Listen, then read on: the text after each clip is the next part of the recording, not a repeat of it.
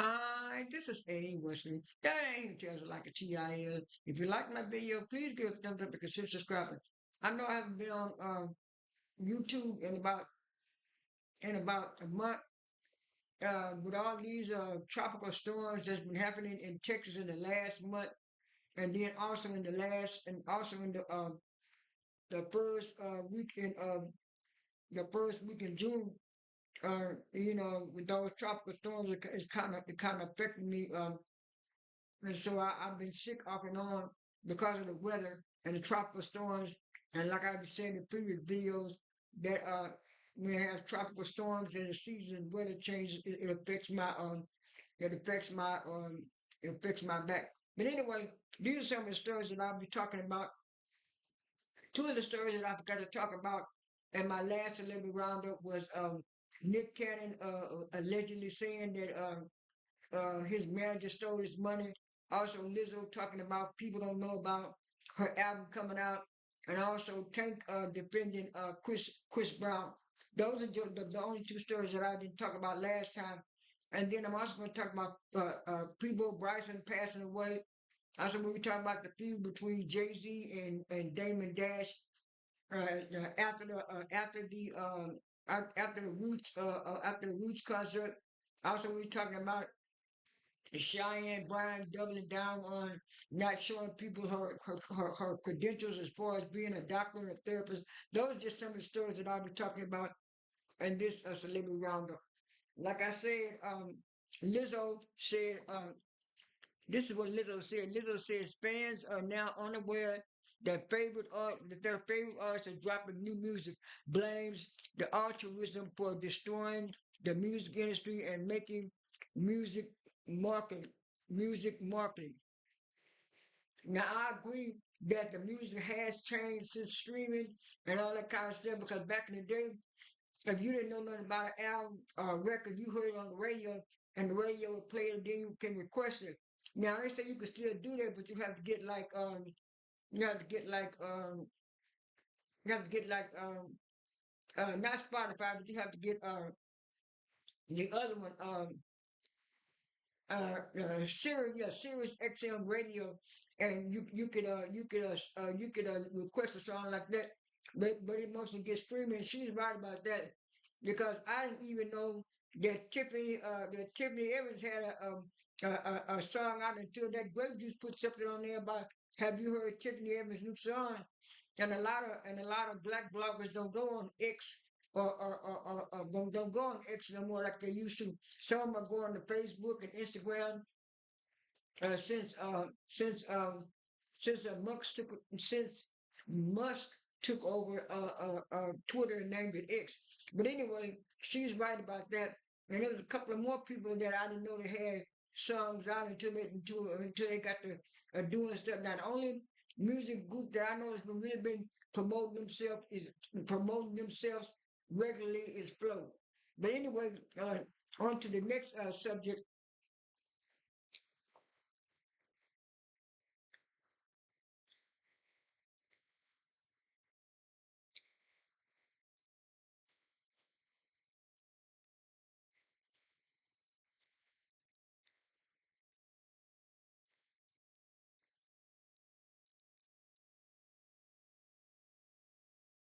Right here. It says Nick Cannon's former accountant allegedly stole 2 million and then vanished from the Jasmine brand.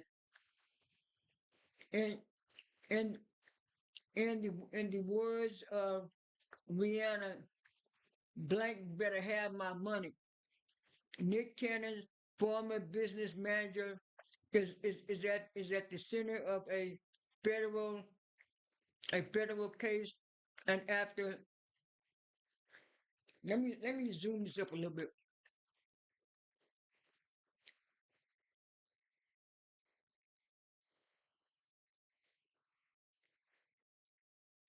Yeah, it says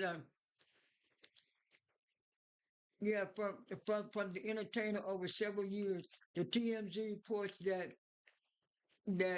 Moose Smoke was hit with an 8 count indictment after allegedly had his role handling finances for high-profile clients to to sip off money from Cannon without his knowledge. Allegedly, Smoke had access to Cannon's debit cards and used that access between late 2019 and 2023 to lavish lifestyle. Prosecutors said he withdrew 1.7 million from ATM, spent over 165,000 on Amazon purchases, dropping annually of 192,000 on personal travel, and racked up additional monies exceeding 160,000. And total. Prosecution says must invested more than 2 million from the Wild and Out store. That's why I said these entertainers, they be hiring these people to be their managing accountants, and while they busy working, they think the people are having their money and safekeeping when they're stifling and spending off of them. I feel sorry for Nick Cannon as far as this situation, because Nick Cannon got all those babies that he got to take care of. He don't need nobody stifling and messing off his money. On to the next story. The next story is Next story is, it says, update, Atlanta man pleads guilty to stealing unreleased Beyonce music, gets 2 years in prison.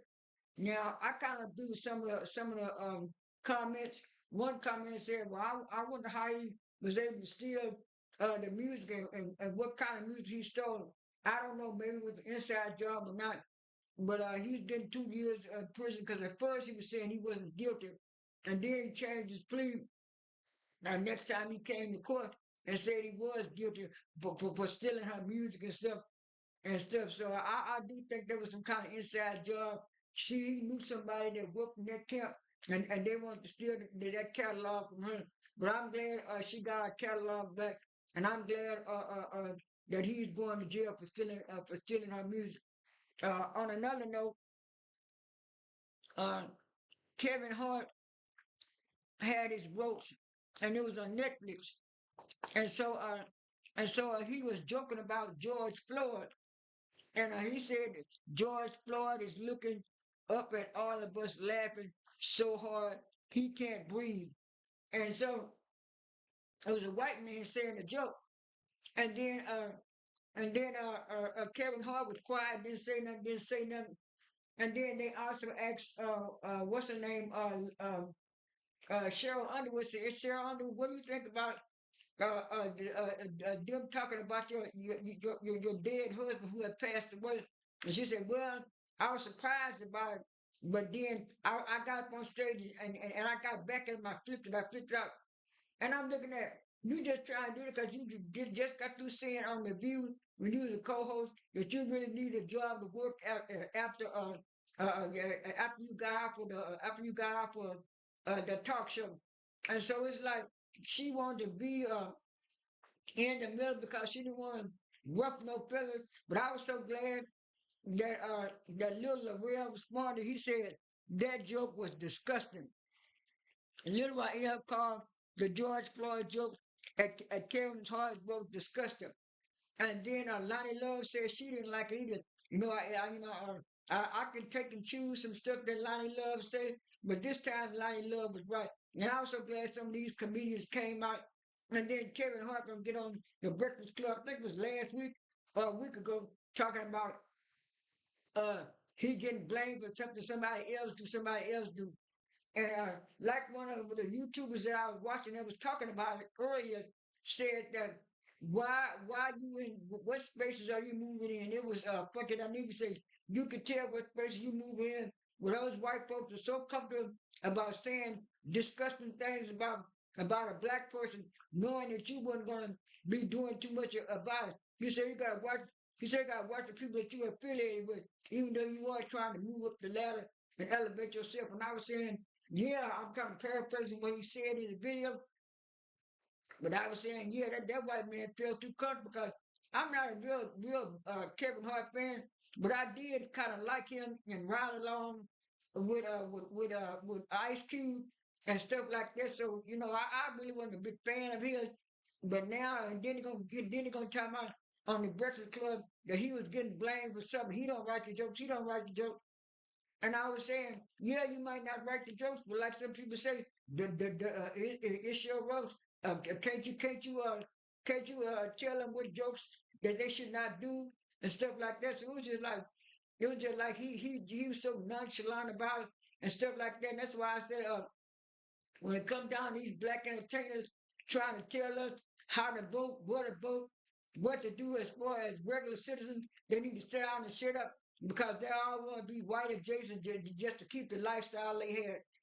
On to let me pause this video and get some water right quick. I'm back. It says, Tank goes up on critics tearing down Chris Brown's new album. Have some blanking respect. A lot of people were saying Chris Brown's album was good. Some people say it wasn't good. Some people say it was too long and stuff like that. And but even though Chris Brown been putting out albums lately, and they've been like 20 songs to 50 songs. And yeah, because one album, I think it had 40 or 50 songs on it. I can't listen to a real long album like that, but most of the songs that he's been putting out lately have been hits on Billboard, and breaking all kind of records and stuff like that. So like I said, I don't listen to long records like that. I've never been a Chris Brown fan, but the few songs that I have heard online, they sound pretty good to me. On another note, uh, it says that Jamie Foxx is going to be coming to father again. Him and his girlfriend got pregnant and stuff like that. And the parents were saying, well, yeah, they don't mind, but there was news. And they were saying Jamie Foxx has always been one of those actors that always be getting these white girls, be dating white girls, getting these white girls pregnant. And this will be the third baby that Jamie Foxx had. And like I said earlier, last week, they said Peaboo Bryson was rushed to the hospital. And then the next day, when I looked to get an update on his health condition, they said he had passed away. I think they said he was 77 and stuff like that. And also this Mar-a-Lago woman claiming that because the George reversed the sentence, well, she do have to pay Megan Thee Stallion that money. She talking about she can't afford that money. I tell you, you should have watched that when you were saying all that negative stuff about her, cause you was caping for Tory Lane, and you was a big Tory Lane fan, and now you got to pay out of your money. Same way with Tasha K. Uh, Let me pause this video, and I got one more story.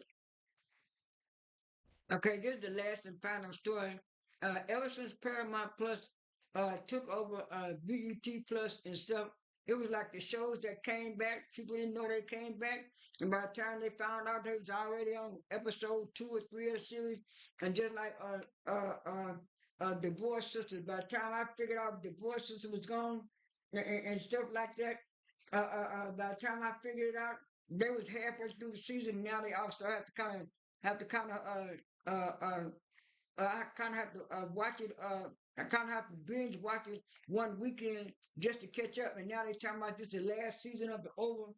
Now I was watching the Oval from season 1 through 5, and then I kind of tape it off on 5 because it got a little bit too dark for me. And then I started picking it up. I think I picked it up around maybe. I watched a little bit of 6, and then after that, I just completely stopped. But anyway, they say this is the last and final scene for the Oval. It says season 7 premiere on BET May 20th and will serve as the final season for the popular series. Uh, the dominating TV series with non-stop drama, shocking twists, and forgettable moments. Tyler Perry's hit series, The Oval. Yeah, and so it's like even though they bought him out, bought his 25%. It's like all of his shows that were renewed. It's like they are showing them, but they put them on for a final season and stuff like that. And a lot of those shows were good. And that's all I have for this video. This is A. Wesley. That ain't even tells like a TI is. I am out.